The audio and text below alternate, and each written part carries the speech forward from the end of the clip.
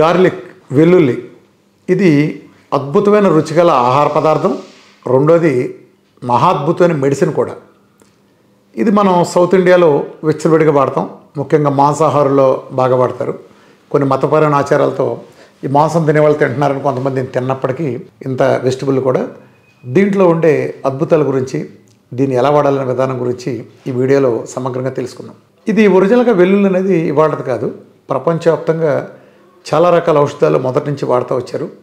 అప్పట్లో చర్మవ్యాధులకు వ్యతిరేకంగా దీన్ని వాడేవాళ్ళు.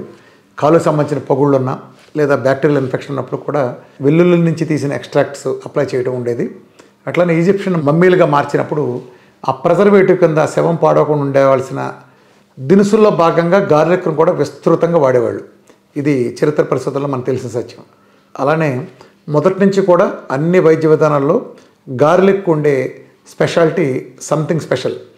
సో దీంట్లో ఏముంటాయి? గార్లిక్లో ప్రధానంగా ఉండేది ట్రైసల్ఫైడ్, అట్లనే అలిసిన్, ఇన్యులిన్ ప్రధానంగా. ఇది కాకుండా అనేక ఉన్నప్పటికీ ఈ మూడు కూడా అద్భుతంగా వైద్యశాస్త్రంలో మనకు ఉపయోగపడతాయి. ప్రధానంగా గార్లిక్ మనకి ఎక్కడ ఉపయోగపడుతుంది? కార్డియోవాస్కులర్ డిసీజెస్లో మనకి ఆ ఫ్లేక్స్ దగ్గర రిమూవల్ దగ్గర నుంచి కానీ, కార్డియోవాస్కులర్ స్ట్రెంగ్త్కి రక్తనాళాలకు సంబంధించి ఎటువంటి పూడుకులు లేకుండా రక్తనాళాలకు సంబంధించి టోటల్గా క్లీనింగ్ చేసే ఒక క్లీనింగ్ ఏజెంట్గా అద్భుతంగా ఉపయోగపడుతుంది. తద్వారా కార్డియాక్ హెల్త్లో గార్లిక్ పాత్ర నెంబర్ 1 అని చెప్పచ్చు. అట్లనే గార్లిక్ యొక్క మరొక ప్రధానమైనది ఏంటంటే డీటాక్సిఫికేషన్.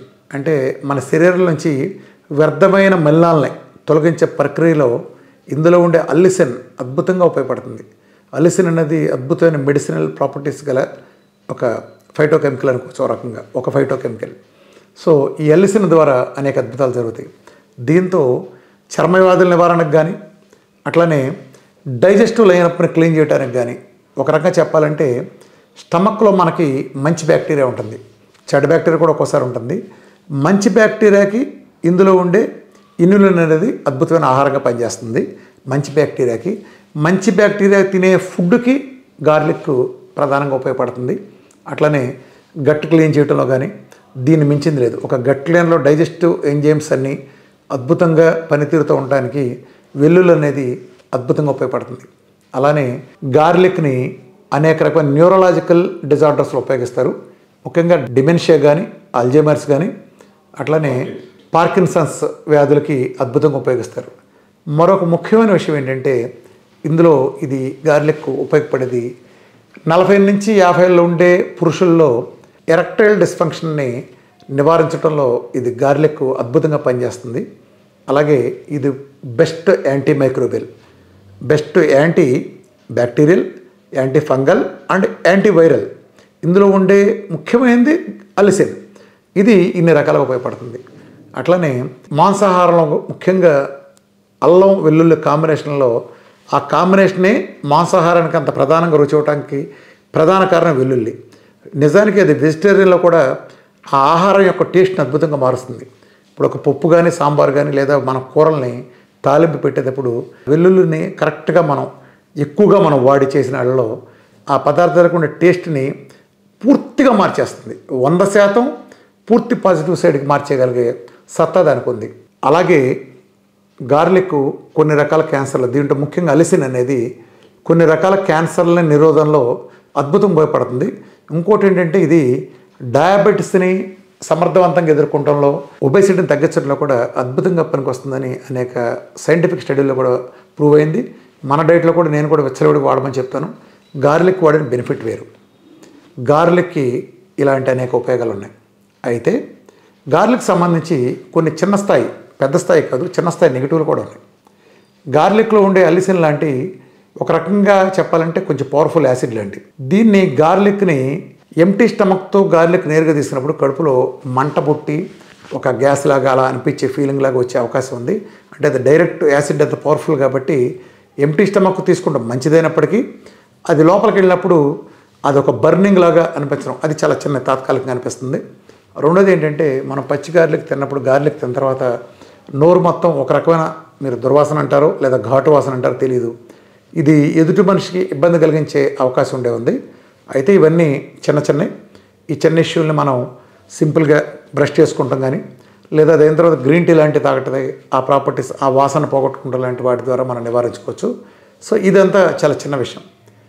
కానీ ఇక్కడ ఈ వీడియోలో నేను మీకు ముఖ్యంగా చెప్పేది ఏంటంటే గార్లిక్ని ఎలా తీసుకుంటే ఫలితం వస్తుంది. మీరు గార్లిక్ని కనుక వంటకు ఉపయోగించడం వలన దమ్మిడి ప్రయోజనం కూడా గార్లిక్ నుంచి మీకు రాదు. గార్లిక్ని ఎప్పుడైతే వేడి చేశారో దాంట్లో ఉండే కొన్ని ప్రాపర్టీస్ చనిపోవడం కారణంగా ఆ గార్లిక్ అలిసిన్గా మారే ఆ శక్తిని కోల్పోతుంది. గార్లిక్ నుంచి అలిసిన్ పుట్టాలంటే దానికి ఒక పద్ధతి ఉంది. అలిసిన్ లేనప్పుడు గార్లిక్ తీసుకుంటే వృధా. మనం ఎప్పుడైతే వంట చేసామో దాన్ని ఎప్పుడైతే గార్లిక్ని వేడి చేసామో అలిసిన్గా మార్చాల్సిన ఒక ఇంగ్రీడియంట్ దాంట్లో మిస్ అవుతుంది, చనిపోతుంది. కాబట్టి అరిచికి పెట్టిన అది టేస్ట్కి ఉపయోగపడుతుంది తప్ప అది పొరపాటును కూడా అల్లిసిన్గా కన్వర్ట్ కాదు. కాబట్టి గార్లిక్ తాలూకు వైద్యపరమైన ఫలితాలు మనకు అందాలంటే శరీరానికి దాన్ని నేను చెప్పిన పద్ధతులు తీసుకోవాలి. ఇది జాగ్రత్తగా పాటించండి. గార్లిక్ని దాని పూర్తి ఫలితాలు 100% యథాతథంగా మనకు అందాలంటే మనం దాన్ని పంటి కింద తీసుకుని నమిలినప్పుడు లాలాజలం కారణంగానే అలిసిన్ అనేది మనకు పుడుతుంది. సో దాన్ని ఎన్ని పద్ధతుల్లో మనం తీసుకోవచ్చు అంటే గార్లిక్ని ఒకటి, గార్లిక్ని మీరు చిన్న చిన్న ముక్కలుగా కట్ చేసిన తర్వాత 10 నిమిషాలు మనం తినాలి. అంటే చోపింగ్లో బాగా కట్ చేసిన చాలా చిన్న ముక్కలుగా కట్ చేయాలి. అలా కట్ చేసిన తర్వాత 10 మినిట్స్ లోపే మనం దాన్ని తీసుకోవాలి పచ్చిగా. అప్పుడు లాలాజలం కలిసింది అద్భుతంగా పనిచేస్తుంది. లేదా గార్లిక్ని మనం దంచి ఆ దంచిన దాన్ని తినడం ఒకటి.